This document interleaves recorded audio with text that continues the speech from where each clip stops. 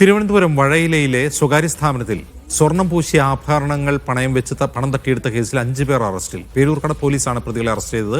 കേരളത്തിലെ വിവിധയിടങ്ങളിൽ ഇത്തരത്തിൽ സംഘം സ്വർണം പണയം വെച്ചുവെന്ന് പോലീസ് സംശയിക്കുന്നുണ്ട്. സിജോ വി ജോൺ വിവരവുമായി ചേരുന്നു. ഇവർ എങ്ങനെയാണ് ഈ തട്ടിപ്പ് നടത്തിയത് സിജോ? സ്ഥിതിയാണ് പേരൂർക്കുള്ള ഒരു സ്വകാര്യ സ്ഥാപനത്തിൽ നിന്ന് ഈ മുക്കുപണ്ടം പണയം വെച്ച് പണം തട്ടിയെന്ന പരാതി ലഭിക്കുന്നത്. ഈ പരാതിയിലുള്ള അന്വേഷണത്തിലാണ് ഇവർ 5 പേരെ അറസ്റ്റ് ചെയ്തിരിക്കുന്നത്. ഈ പണയം വെച്ച വഴയില സ്വദേശി പ്രതീഷ് കുമാർ, അതോടൊപ്പം തന്നെ ഇയാളെ സഹായിച്ച സുഹൃത്ത് ജിത്തു എന്നിവരെയായിരുന്നു ആദ്യം പിടികൂടുന്നത്. പിന്നീടാണ് ഇതിന് വലിയ വ്യാപ്തിയുള്ള ഒരു തട്ടിപ്പാണെന്ന രീതിയിലേക്ക് പോലീസിന് വിവരം ലഭിക്കുന്നത്.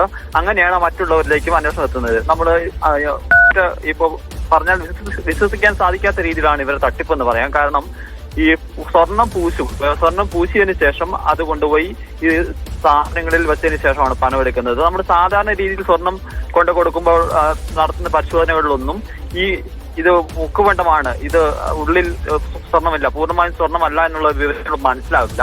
ഇത് മുറിച്ച് അറുത്ത് പരിശോധിക്കുമ്പോഴാണ് ഇതിന് ഉള്ളിൽ സ്വർണ്ണം അല്ല എന്ന് മനസ്സിലാവുന്നത്. അങ്ങനെ ഈ സ്വർണം എത്തിച്ചു കൊടുക്കുന്ന 3 പേരെയാണ് മറ്റു 3 പേരെയാണ് അറസ്റ്റ് ചെയ്തിരിക്കുന്നത്. മിജു, സണ്ണി എന്നിവരുണ്ട്. ഈ 2 പേരാണ് നിലവിൽ തിരുവനന്തപുരത്തുള്ള ആളുകൾക്ക് സ്വർണം എത്തിച്ചു കൊടുത്തത്. ഈ മിജുവിനൊക്കെ സ്വർണം എത്തിച്ചു കൊടുത്ത അയാളെ ചാലക്കുടിയിൽ നിന്ന് അറസ്റ്റ് ചെയ്തിട്ടുണ്ട്. ഈ അഖില് നിരവധി സ്ഥലങ്ങളിൽ ഇത്തരത്തിൽ വ്യാജമായിട്ട് സ്വർണം കൊണ്ടുപോയി കൊടുത്തിട്ടുണ്ടെന്നുള്ളതാണ് വിവരം. നമ്മൾ വലിയ വ്യാപ്തി ഉണ്ടെന്ന് ഇതിൽ നിന്ന് മനസ്സിലാവും. കാരണം തട്ടിപ്പ് ഏതെല്ലാം സ്ഥലങ്ങളിൽ നടന്നിട്ട് ഉണ്ടെന്ന് പോലും ഇതുവരെയും നമുക്ക് ഉറപ്പായും പറയാൻ പറ്റത്തില്ല. കാരണം അത്രത്തോളം ഇടങ്ങളിൽ ഇയാള് ഇത്തരത്തിൽ സ്വർണം എത്തിച്ചായിട്ടുള്ളതാണ് വിവരം. എന്തായാലും വളരെ ജാഗ്രത വേണം ഇതിൽ നിന്നാണ് മനസ്സിലാക്കാൻ സാധിക്കുന്നത്. പ്രത്യേകിച്ച് പല ആളുകളും ഈ സെക്കൻഡ് സ്വർണ്ണമൊക്കെ എടുക്കുന്ന സമയത്തൊക്കെ പഴയ സ്വർണ്ണങ്ങൾ എടുക്കുന്നുണ്ട്. അത്തരത്തിലുള്ള തട്ടിപ്പ് സംഘങ്ങൾ ഇത് കൃത്യമായി ഉപയോഗിക്കാനുള്ള ഒരു സാധ്യതയുണ്ട് എന്നുള്ള മുന്നറിയിപ്പ് നൽകുകയും ചെയ്യുന്നുണ്ട്.